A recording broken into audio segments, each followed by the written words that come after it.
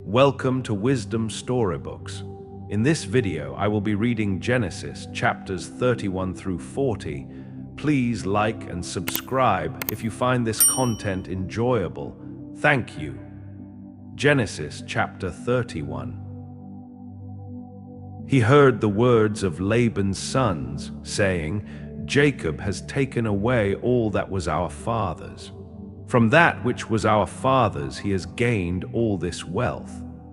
Jacob saw the expression on Laban's face, and look, it was not as it had been. Then God said to Jacob, "Return to the land of your fathers and to your relatives, and I will be with you." Jacob sent and called Rachel and Leah to the field where his flock was, and said to them, "I see the expression on your father's face, that it is not what it was before. But the God of my father has been with me. You know that I have served your father with all of my strength. Yet your father has cheated me and changed my wages 10 times, but God did not allow him to hurt me. If he said this, the speckled will be your wages, then all the flock bore speckled. If he said this, the streaked will be your wages, then all the flock bore streaked. Thus God has taken away your father's livestock and given them to me." And it came about at the time when the flocks were breeding, I looked up and saw in a dream, and look, the male goats which leaped on the flock were streaked, speckled, and spotted. The angel of God said to me in the dream, "Jacob," and I said, "Here I am." He said, "Now lift up your eyes and look. All the male goats which leap on the flock are streaked, speckled, and spotted, for I have seen all that Laban has done to you. I am the God of Bethel, where you anointed a standing stone, where you made a vow to me. Now arise, go out from this land and return to the land of your birth." Rachel and Leah answered him, "Is there yet any portion or inheritance for us in our father's house? Aren't we regarded by him as foreigners? For he has sold us, and he has used up what was paid for us. For all the wealth which God has taken away from our father, that is ours and our children's. Now then, whatever God has said to you, do." Then Jacob got up and put his sons and his wives on the camels, and he took away all his livestock and all his property which he had acquired, including the livestock which he had gained in Paddan Aram, to go to Isaac his father in the land of Canaan. Now Laban had gone to shear his sheep, and Rachel stole the idols that belonged to her father. Jacob outwitted Laban the Aramean by not telling him that he intended to flee. So he fled with everything that he had, and he arose and crossed the river and set out toward the hill country of Gilead. Laban was told on the 3rd day that Jacob had fled. He took his relatives with him and pursued after him for 7 days and caught up with him in the hill country of Gilead.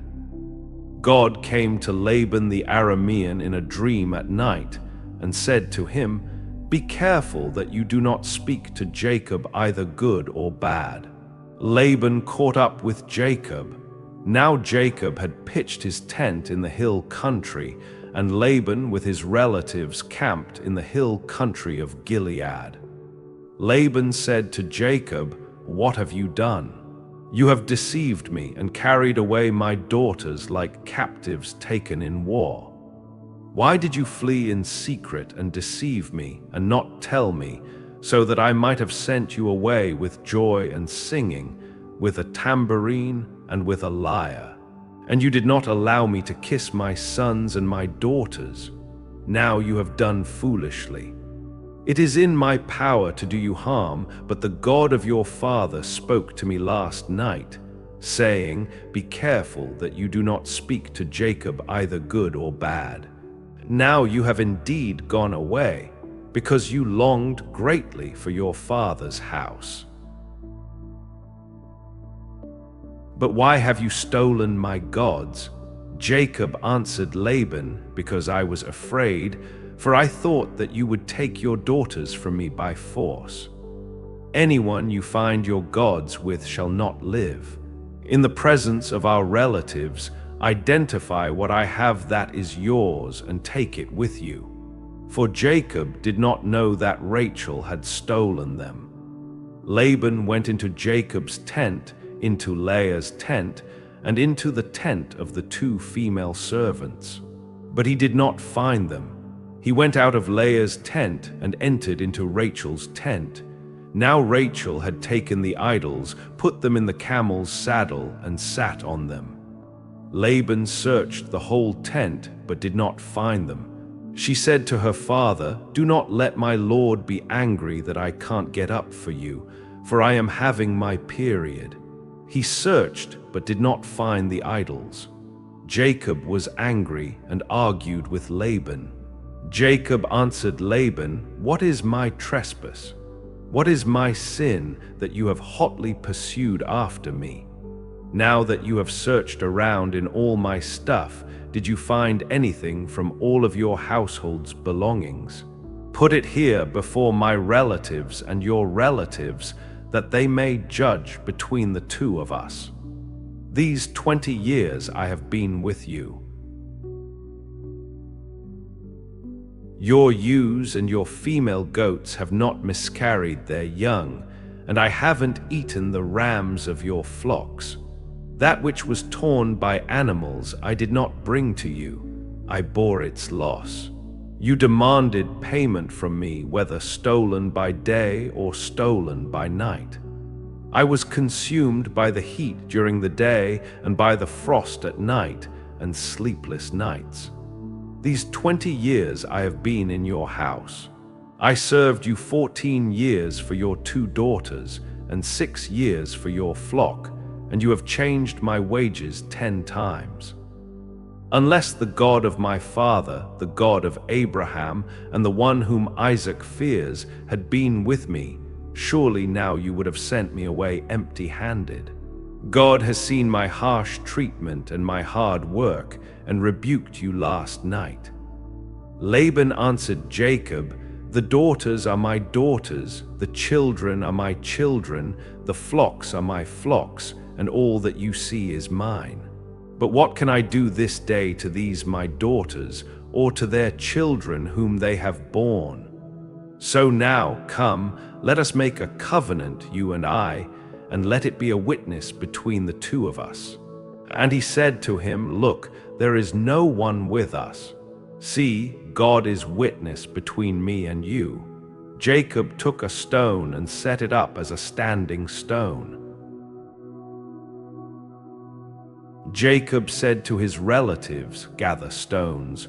So they took stones and made a mound. They ate there by the mound. Laban called it Jegar-sahadutha, but Jacob called it Galeed. Laban said, "This mound is a witness between me and you today." Therefore it was named Galeed and Mizpah, for he said, "God watch between me and you when we are absent from each other. If you mistreat my daughters, or if you take wives besides my daughters, although no one is with us. See, God is witness between me and you." Laban said to Jacob, "See this mound, and see the standing stone which I have set between me and you. May this mound be a witness, and the standing stone be a witness, that I will not pass over this mound to you, and that you will not pass over this mound and this standing stone to me to do harm. The God of Abraham and the God of Nahor, the God of their father, judge between us." Then Jacob swore by the fear of his father Isaac. Jacob offered a sacrifice on the mountain and called his relatives to eat the meal. They ate the meal and stayed all night on the mountain. Early in the morning, Laban rose up and kissed his sons and his daughters and blessed them. Laban departed and returned to his place. Genesis chapter 32. Jacob went on his way, and the angels of God met him. When he saw them, Jacob said, "This is God's camp." He called the name of that place Mahanaim. Jacob sent messengers ahead of him to Esau, his brother, to the land of Seir, the region of Edom. He commanded them, saying, "This is what you shall tell my lord Esau. This is what your servant Jacob says. I have lived as a foreigner with Laban and stayed until now. I have cattle, donkeys, flocks, male servants and female servants. I have sent to tell my lord that I may find favor in your sight." The messengers returned to Jacob, saying, "We came to your brother Esau. Not only that, but he comes to meet you, and 400 men with him." Then Jacob was very afraid and was distressed. He divided the people who were with him, and the flocks, and the herds, and the camels, into 2 camps.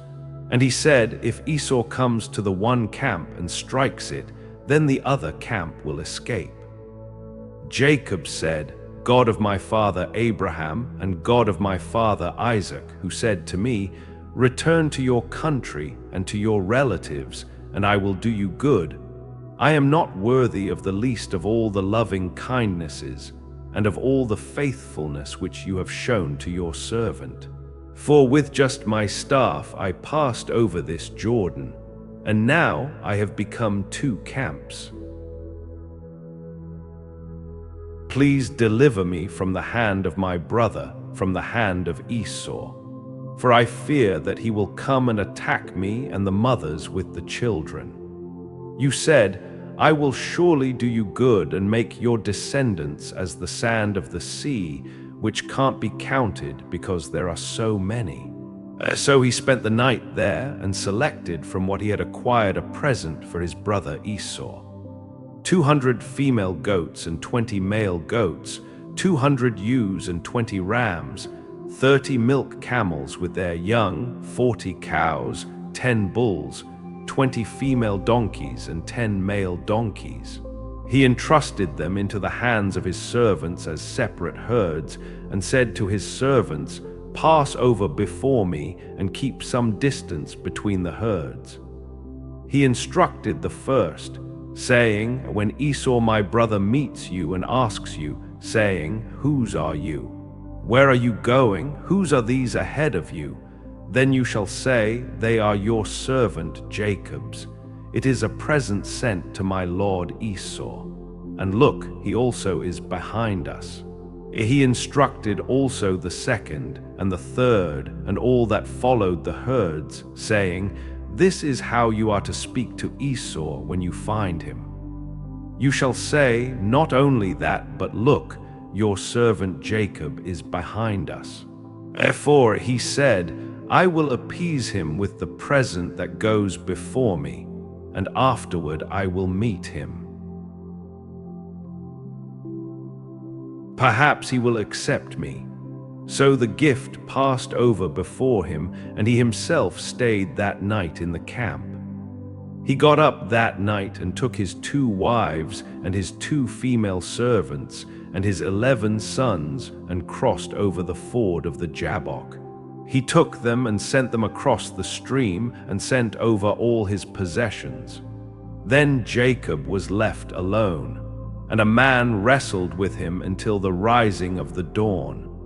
When he saw that he did not defeat him, he struck the socket of his hip, and Jacob's hip was dislocated as he wrestled with him.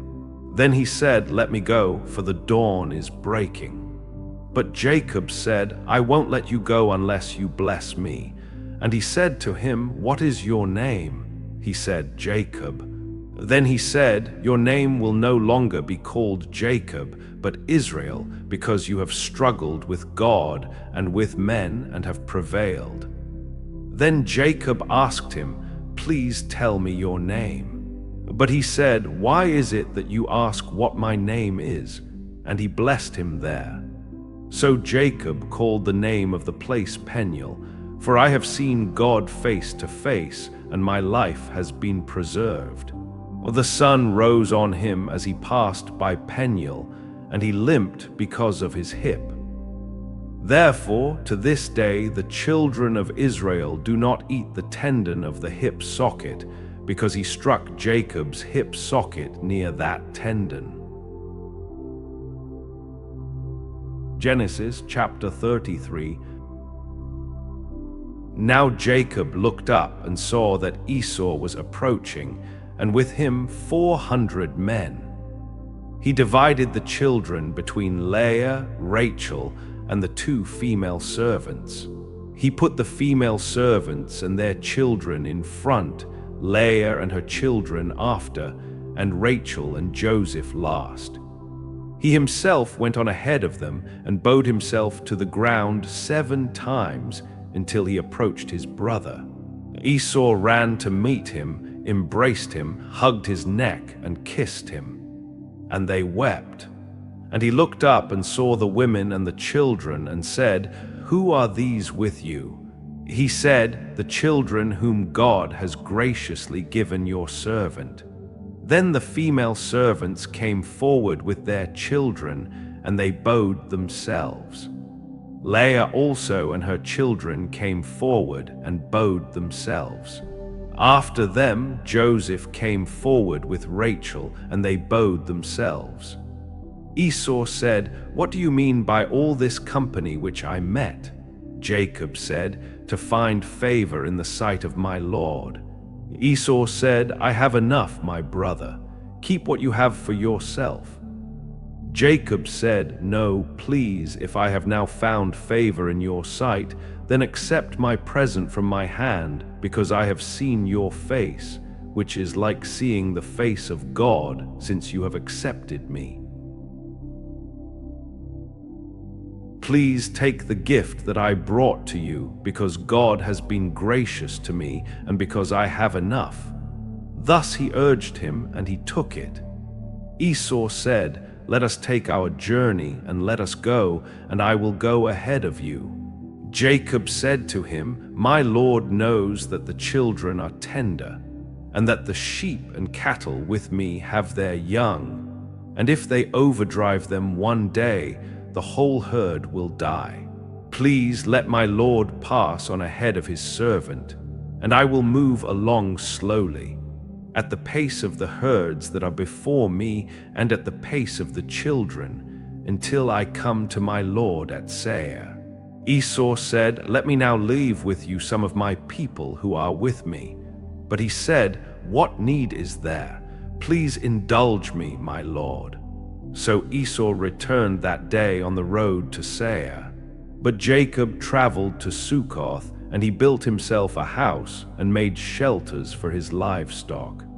Therefore the name of the place is called Succoth. After Jacob came from Paddan Aram, he arrived safely at the city of Shechem, which is in the land of Canaan, and camped near the city.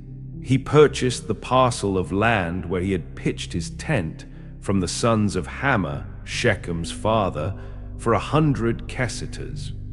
He erected an altar there and called it El Elohe Israel. Genesis chapter 34. Dinah, the daughter whom Leah had borne to Jacob, went out to visit the women of the region. When Shechem, the son of Hamor the Hivite, the ruler of the land, saw her, he grabbed her and raped her and humiliated her. Then he became very attached to Dinah, the daughter of Jacob, and he loved the young woman and spoke kindly to the young woman. Shechem spoke to his father, Hamor, saying, "Get me this young woman as my wife." Now Jacob heard that he had defiled Dinah, his daughter, and his sons were with his livestock in the field. Jacob remained silent until they came. Hamor, the father of Shechem, went out to Jacob to speak with him. The sons of Jacob came in from the field when they heard it. The men were grieved, and they were very angry because he had disgraced Israel by sexually assaulting Jacob's daughter, a thing that should not be done. Hamor spoke with them, saying, "The heart of my son Shechem is set on your daughter. Please give her to her as a wife. Arrange marriages with us. Give your daughters to us and take our daughters for yourselves. You may settle among us, and the land will be open to you. Live and trade in it and acquire property in it." Shechem said to her father and to her brothers, "Let me find favor in your sight, and whatever you ask of me I will give. Ask me for a very expensive bride price, and I will pay whatever you ask of me, but give me the young woman as a wife." The sons of Jacob replied deceitfully to Shechem and his father Hamor, because he had defiled their sister Dinah. And they said to them, "We can't do this thing, to give our sister to one who is uncircumcised, for that would be a disgrace to us. Only on this condition will we agree with you, that you become like us by circumcising all your males. Then will we give our daughters to you, and we will take your daughters to ourselves, and we will live among you and become one people. But if you will not listen to us and be circumcised, then we will take our daughter and go away." Their words pleased Hamor and Shechem, Hamor's son. The young man did not delay to do this thing, because he was delighted with Jacob's daughter. Now he was the most important of anyone in his father's house. Hamor and his son Shechem came to the gate of their city and spoke to the men of their city, saying, "These men are at peace with us. Therefore let them live in the land and travel in it. For look, the land is large enough for them. Let us take their daughters as wives for ourselves, and let us give them our daughters. Only on this condition will the men agree to live with us as one people, that every male among us be circumcised as they are circumcised. Won't their livestock and their possessions and all their animals be ours? Only let us agree with them, so they will settle among us." All who went out of the gate of his city agreed with Hamor and his son Shechem, and every male was circumcised, all who went out of the gate of his city. It happened on the third day, when they were still in pain, that two of Jacob's sons, Simeon and Levi, Dinah's brothers, each took his sword and came into the unsuspecting city and killed all the males. They killed Hamor and his son Shechem with their swords, and took Dinah out of Shechem's house and left. Jacob's sons entered over the dead and plundered the city, because they had defiled their sister. They took their flocks, their herds, their donkeys, and whatever was in the city and was in the field, and all their wealth. They took captive all their little ones and their wives, and took as plunder everything that was in the houses. Jacob said to Simeon and Levi, "You have brought trouble on me, to make me odious to the inhabitants of the land, among the Canaanites and the Perizzites. I am few in number. They will gather themselves together against me and attack me, and I and my household will be destroyed." But they said, "Should he treat our sister like a prostitute?" Genesis chapter 35. And God said to Jacob, "Arise, go up to Bethel and live there. Make an altar there to God, who appeared to you when you fled from your brother Esau." Then Jacob said to his household and to all who were with him, "Get rid of the foreign gods that you have among you, and purify yourselves and change your clothes. Let us arise and go up to Bethel, and I will make an altar there to God, who answered me in the day of my distress, and has been with me wherever I went." So they gave to Jacob all the foreign gods which were in their possession, and the rings that were in their ears, and Jacob buried them under the oak that was near Shechem. Then they set out, and a terror of God was upon the cities that were around them, so that they did not pursue the sons of Jacob. So Jacob came to Luz, that is, Bethel, which is in the land of Canaan, he and all the people who were with him. He built an altar there and called the place El Bethel, because there God had revealed himself to him when he was fleeing from his brother. Now Deborah, Rebekah's nurse, died, and she was buried under an oak outside Bethel. So he called its name Allon Bacuth. And God appeared to Jacob again after he returned from Paddan Aram and blessed him. God said to him, "Your name is Jacob. Your name will no longer be called Jacob, but your name will be Israel." So he called his name Israel. And God said to him, "I am El Shaddai, be fruitful and multiply. A nation and a company of nations will come from you, and kings will come from your body. The land which I gave to Abraham and Isaac, I will give to you, and I will give the land to your descendants after you." Then God went up from him in the place where he spoke with him. And Jacob set up a standing stone in the place where he spoke with him, a pillar of stone. And he poured out a drink offering on it and poured oil on it. Jacob called the name of the place where God spoke with him Bethel. Then they set out from Bethel. There was still some distance to come to Ephrath, and Rachel went into labor, and her labor was difficult. When she was in the difficult labor, the midwife said to her, "Do not be afraid, for now you have another son." It happened, as her life was departing, for she died, that she named him Ben-Oni, but his father named him Benjamin. So Rachel died and was buried on the way to Ephrath, that is, Bethlehem. Jacob set up a standing stone on her grave. It is the standing stone of Rachel's grave to this day. And Israel traveled and pitched his tent beyond Migdal-Eder. It happened while Israel lived in that land that Reuben went and slept with Bilhah, his father's secondary wife, and Israel heard about it.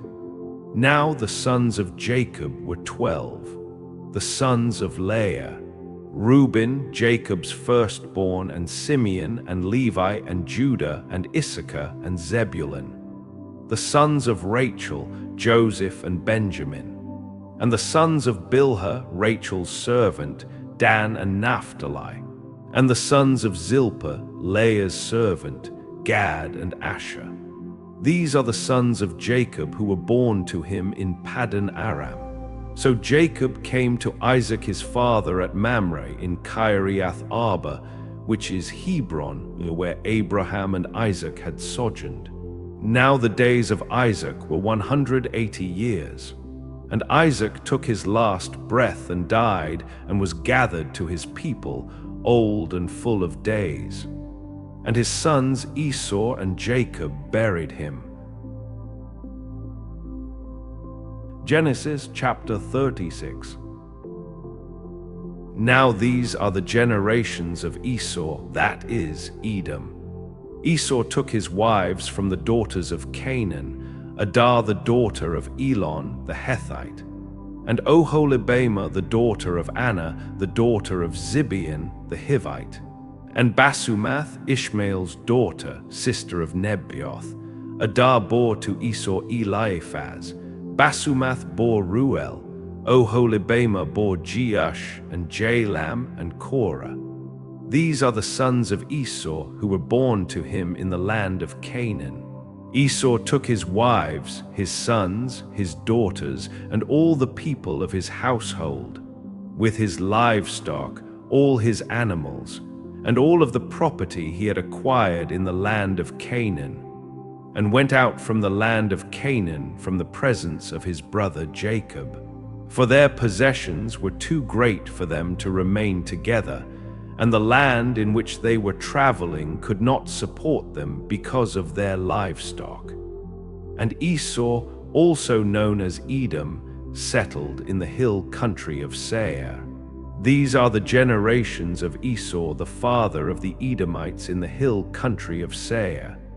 These are the names of Esau's sons: Eliphaz, the son of Adah, the wife of Esau, and Ruel, the son of Basumath, the wife of Esau. The sons of Eliphaz were Teman, Omar, Zepho, and Gatam, and Kenaz. Timnah was the secondary wife to Eliphaz, Esau's son, and she bore to Eliphaz Amulek. These are the sons of Adah, Esau's wife. These are the sons of Ruel, Nahath, and Zerah, Shammah, and Mizah. These were the sons of Basumath, Esau's wife. These were the sons of Oholibamah, the daughter of Anna, the daughter of Zibeon, Esau's wife. She bore to Esau Jeush, and Jalam, and Korah. These are the chiefs of the sons of Esau, the sons of Eliphaz, the firstborn of Esau: Chief Teman, Chief Omar, Chief Zepho, Chief Kenaz, Chief Korah, Chief Gatam, Chief Amulek. These are the chiefs who came of Eliphaz in the land of Edom. These are the sons of Adah. These are the sons of Ruel, Esau's son: Chief Nahath, Chief Zerah, Chief Shammah, Chief Mizah. These are the chiefs of Ruel in the land of Edom. These are the sons of Basumath, Esau's wife. These are the sons of Oholibamah, Esau's wife: Chief Jeush, Chief Jalam, Chief Korah. These are the chiefs who came of Oholibamah, the daughter of Anna, Esau's wife. These are the sons of Esau, also known as Edom, and these are their chiefs. These are the sons of Seir the Horite, the inhabitants of the land: Lotan, and Shobal, and Zibeon, and Anna, and Dishon, and Ezer, and Dishan. These are the chiefs of the Horites, the sons of Seir in the land of Edom. The sons of Lotan were Hori and Hemam. Lotan's sister was Timnah. These are the sons of Shobal: Alvan, and Manahath, and Ebal, Shepho, and Onam. These are the sons of Zibeon: Aiah, and Anna. This is the Anna who found the hot springs in the desert as he pastured the donkeys of his father Zibeon. These are the children of Anna: Dishon, and Oholibamah, the daughter of Anna. These are the children of Dishon: Hemdan, and Eshban, and Ithran, and Kieran. These are the sons of Ezer: Bilhan, and Zaavan, and Achan. These are the sons of Dishan: Uz, and Aaron. These are the chiefs of the Horites: Chief Lotan, Chief Shobal, Chief Zibeon, Chief Anna, Chief Dishon, Chief Ezer, and Chief Dishan. These are the chiefs of the Horites, according to their chiefs in the land of Seir.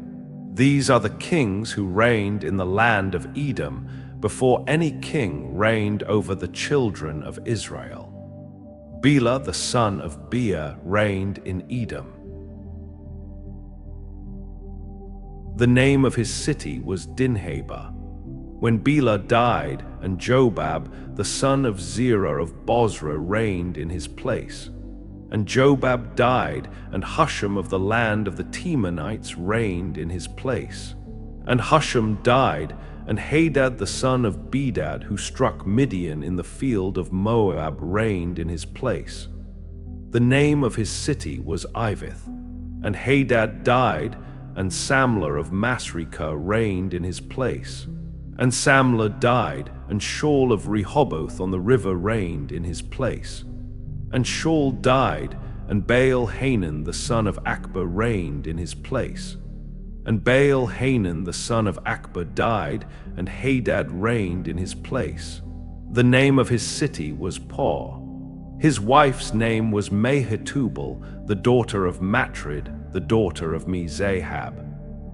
These are the names of the chiefs who came from Esau, according to their families, according to their places, and by their names: Chief Timnah, Chief Alva, Chief Japheth, Chief Oholibamah, Chief Elah, Chief Pinon, Chief Teman, Chief Mibzar, Chief Magdiel, and Chief Iram. These are the chiefs of Edom, according to their settlements in the land they possessed. This is Esau, the father of Edom. Genesis chapter 37. Jacob lived in the land where his father had sojourned, in the land of Canaan. These are the generations of Jacob. Joseph, being 17 years old, tended the flock with his brothers. He was an assistant to the sons of Bilhah and Zilpah, his father's wives. And Joseph brought a bad report about them to their father. Now Israel loved Joseph more than all his children, because he had been born to him in his old age. And he made a long, ornamented robe for him. His brothers saw that their father loved him more than all his brothers, and they hated him and couldn't speak a kind word to him. Now Joseph had a dream, and he told it to his brothers, and they hated him all the more. He said to them, "Please listen to this dream I had. And look, we were binding sheaves in the field, and look, my sheaf arose and also stood upright. And look, your sheaves gathered around it and bowed down to my sheaf." Then his brothers said to him, "Will you indeed reign over us, or will you indeed rule over us?" So they hated him all the more for his dreams and for what he said. And he had another dream and told it to his father and to his brothers, and said, "Look, I had yet another dream, and look, the sun and the moon and 11 stars bowed down to me." When he told it to his father and to his brothers, his father rebuked him and said to him, "What is this dream that you had? Will I and your mother and your brothers indeed come and bow down to the ground in front of you?" His brothers were jealous of him, but his father kept thinking about the matter. Now his brothers went to pasture their father's flock near Shechem. And Israel said to Joseph, "Aren't your brothers pasturing the flock near Shechem? Come, and I will send you to them." And he said to him, "I am ready."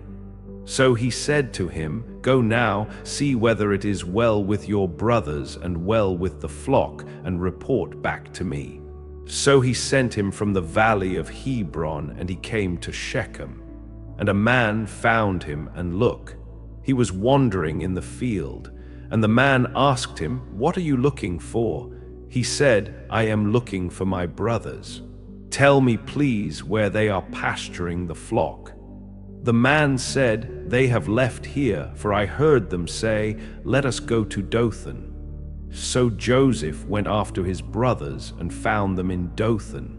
Now they saw him in the distance, and before he reached them, they plotted against him to kill him. And they said to one another, "Look, this dreamer is coming. Come now, and let's kill him and throw him into one of the cisterns, and we will say that a vicious animal has devoured him. Then we will see what will become of his dreams." But Reuben heard it and delivered him out of their hands and said, "Let's not take his life." Reuben said to them, "Shed no blood. Throw him into this pit that is in the wilderness, but lay no hand on him, that he might deliver him out of their hands to restore him to his father." It happened, when Joseph came to his brothers, they stripped Joseph of his robe, the long ornamented robe that he was wearing, and they took him and threw him into the cistern. Now the pit was empty, there was no water in it. Then they sat down to eat a meal, and they looked up, and look, a caravan of Ishmaelites was coming from Gilead with their camels bearing aromatic gum and balm and myrrh on their way to carry them down to Egypt. Then Judah said to his brothers, "What profit is it if we kill our brother and conceal his blood? Come and let's sell him to the Ishmaelites and not lay a hand on him, for he is our brother, our flesh." And his brothers agreed. So the Midianites' merchants passed by, and they pulled him up and lifted Joseph out of the cistern, and sold Joseph to the Ishmaelites for 20 pieces of silver. And they brought Joseph to Egypt. And Reuben returned to the cistern and saw that Joseph wasn't in the cistern, and he tore his clothes. He went back to his brothers and said, "The boy is gone. Now what am I to do?" They took Joseph's robe and killed a male goat and dipped the robe in the blood. And they sent the long ornamented robe, and they brought it to their father and said, "We found this. Please examine it to see whether it is your son's robe or not." And he recognized it and said, "It is my son's robe. A vicious animal has devoured him. Joseph is without doubt torn to pieces." Then Jacob tore his clothes and put sackcloth around his waist and mourned for his son many days. All his sons and all his daughters rose up to comfort him, but he refused to be comforted. And he said, "Indeed, I will go down to Sheol to my son mourning." And his father wept for him. Now the Midianites sold him into Egypt to Potiphar, an officer of Pharaoh, the captain of the guard. Genesis chapter 38. It happened at that time that Judah moved away from his brothers and stayed with an Adulamite whose name was Hira. There Judah saw the daughter of a Canaanite whose name was Shua, and he married her and slept with her. She conceived and gave birth to a son, and he named him Er. She conceived again and gave birth to a son, and she named him Onan. Then she gave birth to another son and named him Shelah. And he was at Kezib when she gave birth to him. And Judah got a wife for Er, his firstborn, and her name was Tamar. Now Er, Judah's firstborn, was wicked in the sight of the Lord, so God killed him. Then Judah said to Onan, "Sleep with your brother's wife and fulfill the duty of a brother-in-law to her, and raise up offspring for your brother." But Onan knew that the offspring wouldn't be his. So it happened when he slept with his brother's wife that he released his semen on the ground, so that he would not produce offspring for his brother. And what he did was evil in the sight of God, so he killed him also. Then Judah said to his daughter-in-law Tamar, "Remain a widow in your father's house until my son Shelah is grown up." For he thought, "I do not want him to die too, like his brothers." So Tamar went and lived in her father's house. After some time, Judah's wife, the daughter of Shua, died. And Judah finished mourning and went up to his sheep shearers at Timnah, he and his friend Hira the Adulamite. And Tamar was told, saying, "Look, your father-in-law is going up to Timnah to shear his sheep." She took off her widow's clothes and covered herself with a veil and wrapped herself, and sat at the entrance to Enaim, which is on the way to Timnah. For she saw that Shelah was grown up, and she had not been given to him as a wife. When Judah saw her, he thought that she was a prostitute because she had covered her face. He went over to her by the road and said, "Please come, let me sleep with you," for he did not know that she was his daughter-in-law. She said, "What will you give me for sleeping with you?" He said, "I will send you a young goat from the flock." She said, "Will you give me something as a guarantee until you send it?"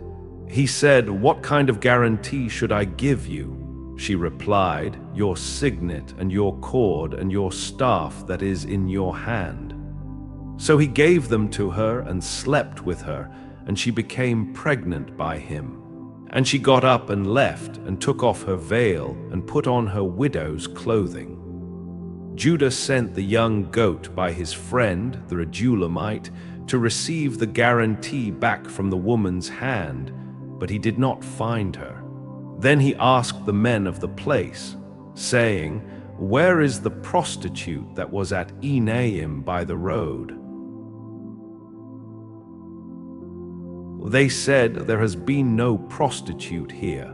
He returned to Judah and said, "I haven't found her." And also the men of the place said, "There has been no prostitute here." Judah said, "Let her keep the things, lest we be publicly shamed. Look, I sent this young goat, but you did not find her." Now it happened about 3 months later that Judah was told, saying, "Tamar, your daughter-in-law, has turned to prostitution, and now look, she is pregnant by prostitution." Judah said, "Bring her out and let her be burned." When she was brought out, she sent word to her father-in-law, saying, "By the man who owns these I am pregnant."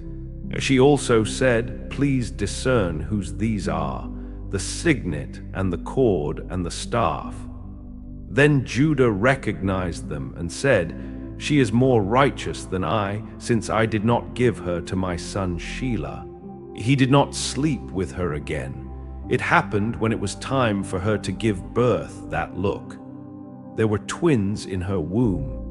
As she was in labor, one put out a hand, and the midwife took a scarlet thread and tied it on his hand, saying, "This one came out first." It happened as he drew back his hand that look.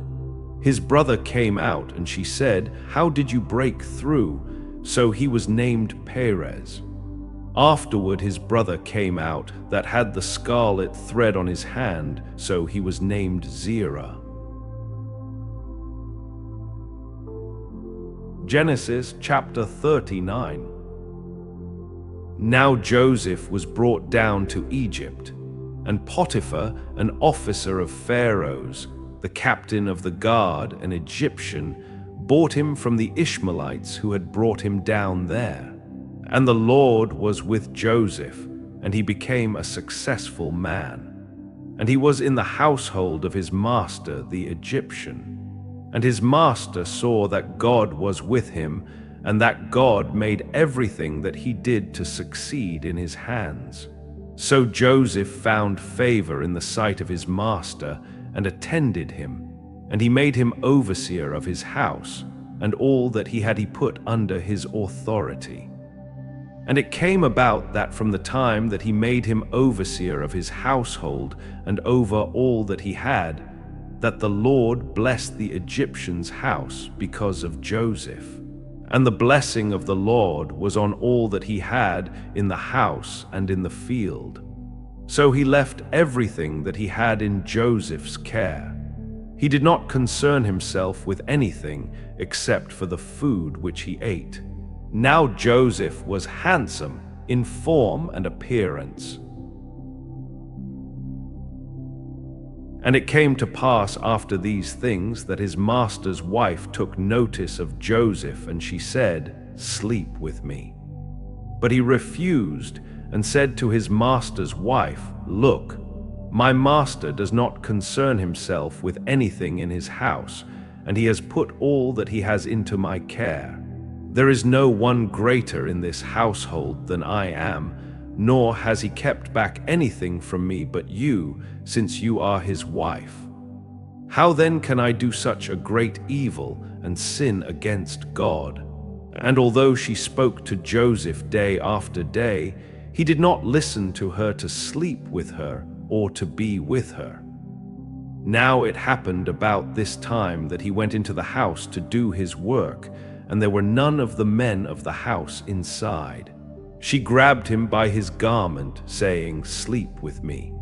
And he left his garment in her hand and ran outside. When she saw that he had left his garment in her hand and had run outside, She called to the men of her house and spoke to them, saying, "Look, he has brought in a Hebrew to us to mock us. He came in to me to sleep with me, and I cried with a loud voice."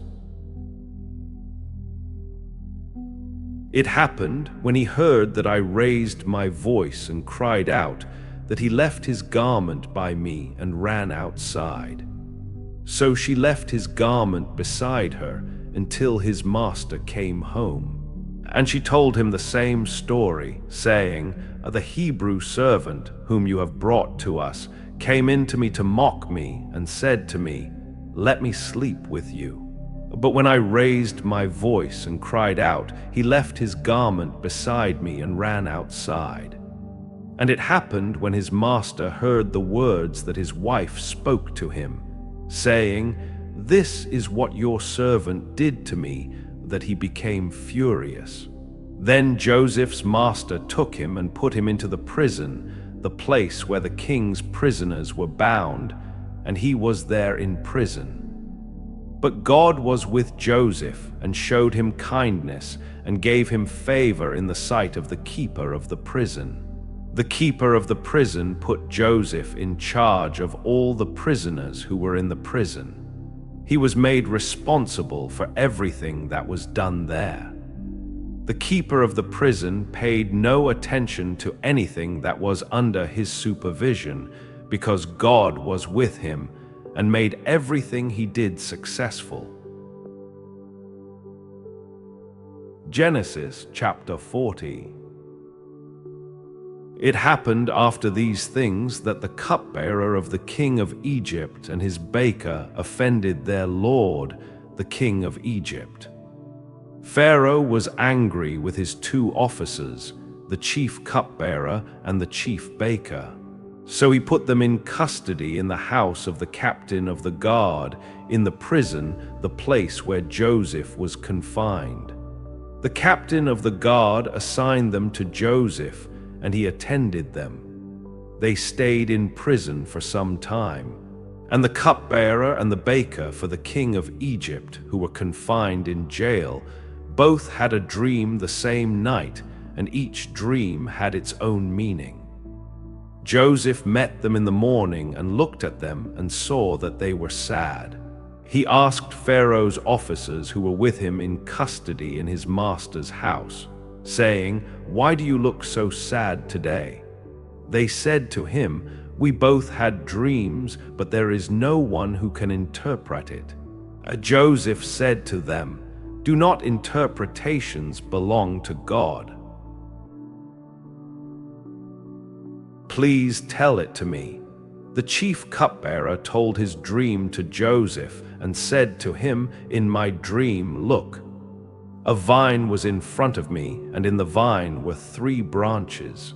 When it budded, its blossoms opened, and its clusters ripened into grapes.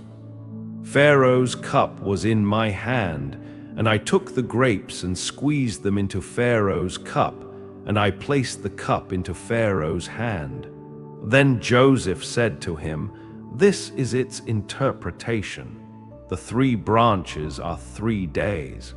Within 3 days, Pharaoh will lift up your head and restore you to your office. You will put Pharaoh's cup into his hand as you used to when you were his cupbearer. But remember me when it goes well for you, and please do me the kindness to mention me to Pharaoh and get me out of this prison. For indeed, I was kidnapped from the land of the Hebrews, and even here I have done nothing that they should have put me into the pit." And when the chief baker saw that the interpretation was favorable, he said to Joseph, "I also appeared in my dream, and look, 3 baskets of white bread were on my head. In the top basket there was all kinds of baked goods for Pharaoh, but the birds were eating them out of the basket on my head." Joseph answered, "This is its interpretation. The 3 baskets are 3 days. Within 3 days Pharaoh will lift up your head from off you and impale you on a pole, and the birds will eat your flesh off you." And it happened on the third day, which was Pharaoh's birthday, that he gave a feast for all his servants. And he lifted up the head of the chief cupbearer and the head of the chief baker among his servants. He restored the chief cupbearer to his position again, and he placed the cup into Pharaoh's hand. But he hanged the chief baker as Joseph had interpreted to them. But the chief cupbearer did not remember Joseph, but forgot him.